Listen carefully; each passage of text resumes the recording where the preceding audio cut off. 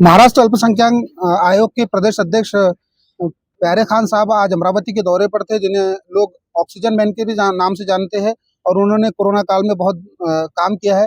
आज वो अमरावती के दौरे पर थे। सर, क्या इश्यूज को लेकर आज आपने अमरावती का दौरा किया और क्या किस तरह का दौरा रहा? देखिए, जो ये नई सरकार आई है, महाराष्ट्र की जो नई सरकार है, जो महाराष्ट्र के हमारे सीएम श्री देवेंद्र फडणवीस जी, इनका 100 दिन का एक एजेंडा है कि 100 दिन में 100 बड़े काम करने हैं। तो उसी के माध्यम से मैं भी पूरे महाराष्ट्र में दौरा कर रहा हूँ। अल्पसंख्यक आयोग जो माइनॉरिटीज की जो दिक्कतें हैं, जो माइनॉरिटीज की स्कूल के जो प्रॉब्लम्स है और शिक्षा में जो उनको जो चीज़ मिलनी चाहिए जो नहीं मिलती है, उसके लिए मैं पूरे महाराष्ट्र के दौरे पे और बहुत सारी जो स्कीमें आई, 15 पॉइंट प्रोग्राम है और ऐसे बहुत सारे जो गर्ल्स हॉस्टल के इश्यूज है, तो उसके लिए मैं पूरे महाराष्ट्र का 36 जिलों का दौरा करने वाला हूँ, क्योंकि अभी सरकार ने एक नई सरकार ने एक एजेंडा लिया है कि 100 दिन में 100 बड़े काम करने हैं।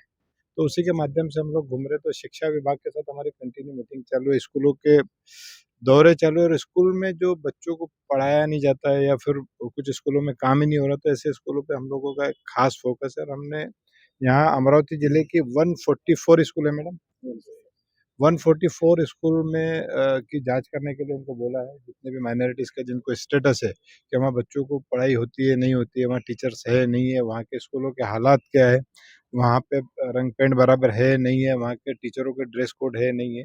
तो इस सब सारी चीज़ों पे चर्चा हुई और साथ में कलेक्टर साहब के साथ भी मीटिंग हुआ है और सारे ऑफिसर्स हैं।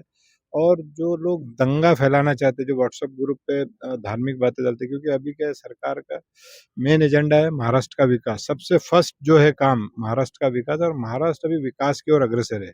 तो यहाँ पे ऐसी किसी भी चीज़ को बर्दाश्त नहीं किया जाएगा। मैं मेरी मीटिंग श्री यहाँ के जो कमिश्नर साहब है श्री रेड्डी साहब, उनसे भी मीटिंग हुई है और ऐसे जो भी लोग हैं उन पे कड़क कार्रवाई करने के निर्देश दिए। शिक्षा विभाग को भी हमने बोला है कि ऐसे जो भी लोग मिलते हैं उन पे आप उनका रजिस्ट्रेशन रद्द कीजिए, उनका माइनॉरिटी स्टेटस हटाइए, जहाँ भी आपको कमी मिलती है उनके पेमेंट्स रोकिए। तो ये सब एकदम अभी जो ये नई सरकार है, ये अभी 2020 के मोड में है और यहाँ ऐसा कुछ भी चलने वाला नहीं है। महाराष्ट्र जो पिछले 2.5 साल में जितनी तरक्की किया उससे 10 गुना अब ये 5 साल में तरक्की करने जा रहा है। सर, अल्पसंख्यक समुदाय के जो छात्र हैं उनको एक स्कॉलरशिप दी जाती थी 1000 रुपये साल की, वो काफी दिनों से बंद है, उसके लिए क्या? देखिए, वो एप्लीकेशन हमारे पास आई है सरकार से। हम देखिए क्या उसका दुरुपयोग होता था।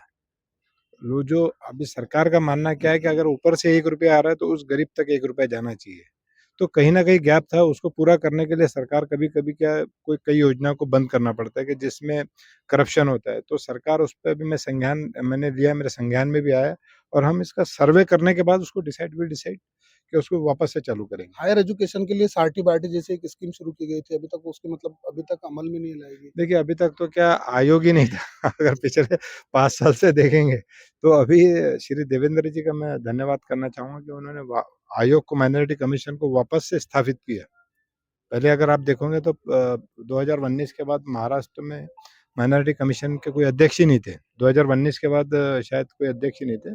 तो वापस से माइनॉरिटीज़ को बड़ा करने के लिए उनको एजुकेशनल फ़ायदा कैसा दे सकते हैं, उनको पुलिस भर्ती में कैसा फ़ायदा दे सकते हैं, तो उसके हिसाब से हम लोग ये दौरा कर रहे हैं।